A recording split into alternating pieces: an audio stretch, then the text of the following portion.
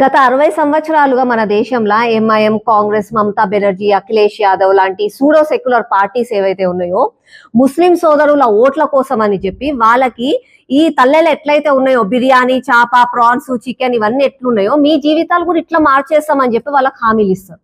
కానీ ఓట్లేసి వాళ్ళు గెలిచి అధికారంలోకి వచ్చిన తర్వాత వడ్డించే సమయంలో మాత్రం వాళ్ళకి తెల్లన్నం తొక్కు పెడతారు. ఇంత ఘోరంగా వాళ్ళ అబద్ధాలు చెప్తున్నారు. ఈ విషయాలు వాళ్ళకు కూడా తెలుసు. అయితే నేను వాళ్ళ అబద్ధాలు అంటే వాళ్ళ అబద్ధాల పై నుంచి వాళ్ళని ఆ మోసాలు ఏందో మీకు తెలియాలని అంటే నేను ఈరోజు మీకు వక్ఫ్ బోర్డ్ గురించి చెప్తా.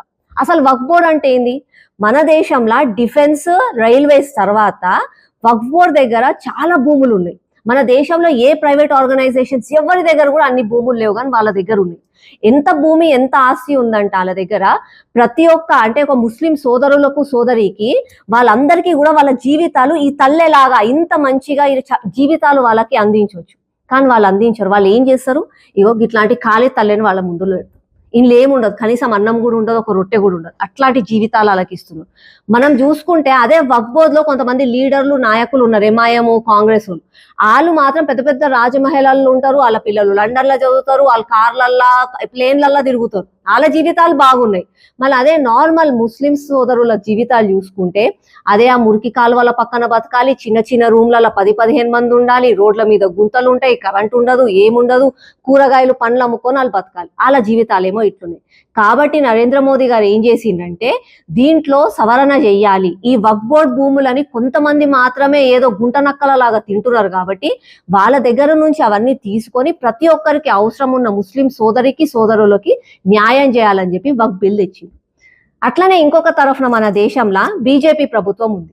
వాళ్ళ గ్యారంటీ ఏముంటది? అందరికీ కూడా రోజువారీగా కడుపు నిండా భోజనం పెట్టడానికి ఏం అవసరము? ఇంత రొట్టె, అన్నం, పప్పు, కూర, పెరుగు, చారు ఇవి అవసరం. ఇవి మేము ఇస్తాము అని చెప్పి వాళ్ళు ఖచ్చితంగా చెప్తారు. వాళ్ళు ఇస్తారు కూడా. అది మోదీ గ్యారంటీ. ఈ విషయాలు ప్రతి ఒక్కరికి తెలుసు. నేను రీసెంట్ గా రంజాన్ రోజు ఒకరిని కలిసిన. వాళ్ళని అడిగిన, బైసాబ్ మీరు ఇవన్నీ తెలుసు కూడా కదా, మీరు ఎందుకు ఓట్లు వాళ్ళకి ఎందుకు ఓటేస్తారు అని అన్నా. అప్పుడు ఆయన అన్నాడు, మాకు తెలుసక్క, ఇగో వాళ్ళు మాకు అన్ని ఇస్తామని చెప్తారు, అన్ని జూటా మాటలు మాట్లాడతారు వాళ్ళు, కానీ పెట్టే సమయానికి మాకు తెల్లన్నం ఇంత తక్కువ పెడతారు, మాకు అది తెలుసు. కానీ అయినా సరే మోదీ గ్యారంటీ గురించి కూడా మాకు తెలుసు. కానీ అయినా సరే ఓటేయడానికి మేము లోపలికి పోయినప్పుడు మా చెయ్యి ఎందుకో వాళ్ళ దగ్గరికే పోతుంది, వాళ్ళకే ఓటేస్తాం మేము. వాళ్ళు చెప్తుంది అబద్ధం అని కూడా మాకు తెలుసు.